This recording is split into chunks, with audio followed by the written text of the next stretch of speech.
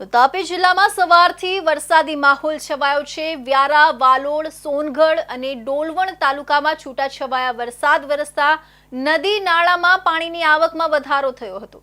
વરસાદી માહોલ વચ્ચે નદી કોતરમાં ભરપૂર પાણી આવતા અનેક લો લેવલ કોઝવે પાણીમાં ગરકાયા છે, જેના કારણે સલામતીના ભાગરૂપે પંચાયત હસ્તકના કુલ 22 રસ્તા બંધ કરી દેવાયા હતા। જિલ્લામાં સવારથી જ વરસાદી માહોલ સર્જાયો હતો। સાર્વત્રિક વરસાદને કારણે વ્યારા, વાલોડ, સોનગઢ અને ડોલવણ તાલુકામાં છૂટાછવાયા વરસાદના ઝાપટા પડ્યા હતા। વરસાદી માહોલ વચ્ચે નદી નાળા કોતરમાં પાણીની આવકમાં વધારો જોવા મળ્યો છે। નદીમાં વધતી પાણીની આવકને કારણે અનેક લો લેવલ કોઝવે પાણીમાં ગરકાયા છે। પરિણામે સલામતીના ભાગરૂપે પંચાયત હસ્તકના કુલ 22 રસ્તાઓ બંધ કરવામાં આવ્યા છે। જિલ્લા વહીવટી તંત્ર દ્વારા નાગરિકોને તકેદારી રાખવા તથા અનાવશ્યક મુસાફરી ટાળવા અનુરોધ કરવામાં આવ્યો છે। હવામાન વિભાગ દ્વારા કરાયેલી આગાહી મુજબ તાપી જિલ્લામાં 7 તાલુકામાં છેલ્લા 2 દિવસથી અવિરત વરસાદ આવી રહ્યો છે, જેને લઈને જનજીવન અસ્તવ્યસ્ત થઈ ગયું છે। તાપી જિલ્લાના સોનગઢ અને વ્યારામાં 5 થી વધુ વરસાદને લઈને પણ પંથકના નદી નાળા છલકાયા હતા। વ્યારા નગરથી મૂસાને જોડતા માર્ગ પર પાણી ભરાતા વાહન વ્યવહાર બંધ કરવો હતો।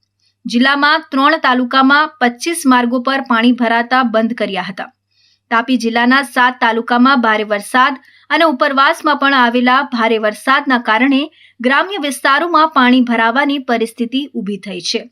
ભારે વરસાદને પગલે તાપી જિલ્લામાંના વ્યારા તાલુકામાં 5, સોનગઢ તાલુકામાં 19 તથા ઉચ્છલ તાલુકામાં 1 મળી કુલ 25 માર્ગો પર પાણી ભરાતા વાહન વ્યવહાર સંપૂર્ણપણે બંધ કરવો પડ્યો છે।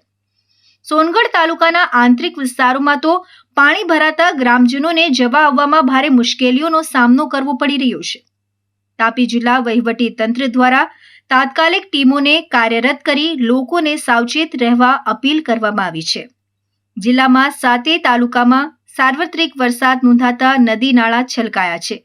તાપી જિલ્લામાં સવારથી વરસાદ વરસતા નદી નાળા કોતરમાં પાણીની આવક વધી છે। સુરક્ષાને પગલે બંધ કરાયેલા 22 રસ્તાઓને કારણે ગ્રામ્ય વિસ્તારોમાં અવરજવર પ્રભાવિત થઈ છે। જો કે તંત્ર સતર્ક રહેતા હાલ પરિસ્થિતિ કાબૂમાં હોવાનું જણાઈ રહ્યું છે।